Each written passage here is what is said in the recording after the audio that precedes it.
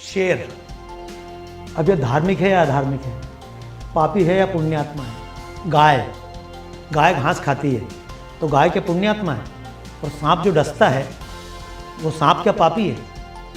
यानी वो एक प्राकृतिक व्यवस्था है। सांप के हिसाब से उसका एक जो शरीर बना हुआ है, इसलिए सांप को ना पाप है ना सांप के लिए पुण्य है, ना सांप अनैतिक है ना मनुष्य नैतिक है।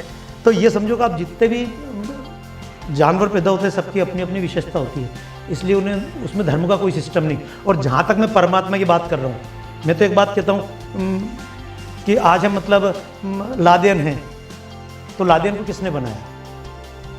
लादेन को बनाने वाला वही परमात्मा है जिसने मोदी जी को बनाया। सांप को पैदा करने वाला भी वही परमात्मा जिसने गाय को बनाया। यानी दुनिया में जब इससे आध्यात्मिक स्तर पर सोचेंगे तो ये सब चीज़ें बहुत छोटी रह जाएगी। भारत महान, क्यों महान? हम पैदा हो गए इसलिए महान। अगर हम भारत के बजाय जापान में पैदा होते तो, मैं आपको बोल रहा हूँ, अगर आप यहाँ भारत में पैदा होने के बजाय अगर आप पाकिस्तान में पैदा होते तो क्या भारत को महान बोलते? हम केवल मनुष्य बन के पैदा हो गए तो मनुष्य महान, क्या महान है हम में?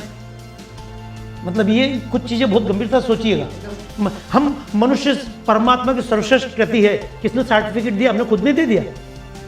मतलब अगर किसी कुत्ते से पूछो तो वो बताएगा कि हमको गुलाम बना कर रखा। गाय से पूछो तो गाय बताएगी कि मतलब हमारा दूध भी पी गए, बछड़े के लिए कुछ नहीं रखा, हमको घास भी नहीं दी और बांध के रख लिया। तो मनुष्य महान है। हम चूंकि मनुष्य हैं इसलिए हमने बोल दिया हम महान। हम भारत में पैदा हो गए तो भारत महान, हम हिंदुस्तान में पैदा हो गए तो हिंदू महान। नहीं, ये सब साधारण सी बात है। जब आप किसी चीज़ को देखते हैं तो उसके लिए सापेक्षता का एक सिद्धांत है।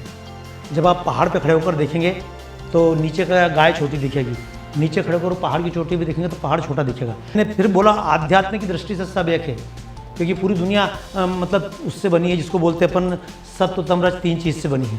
अगर आध्यात्मिक रूप से देखोगे तो वात पित्त कफ तीनों मिला के चीज़ बनी हुई है। अगर आप देखो तो इलेक्ट्रॉन प्रोटॉन तीनों मिला के दुनिया बनी है। तो ये दुनिया को देखने का तरीका है ना। वो जो उसको सिखाया गया वो गलत है। इसलिए कभी अगर देखना तो अपने हिंदुत्व से भी ऊपर उठकर, मुसलमान से उठ के देखे, हिंदू से ऊपर उठ के देखे, क्रिश्चियनिटी को छोड़ के देखे, तब हम बात समझ पाएंगे।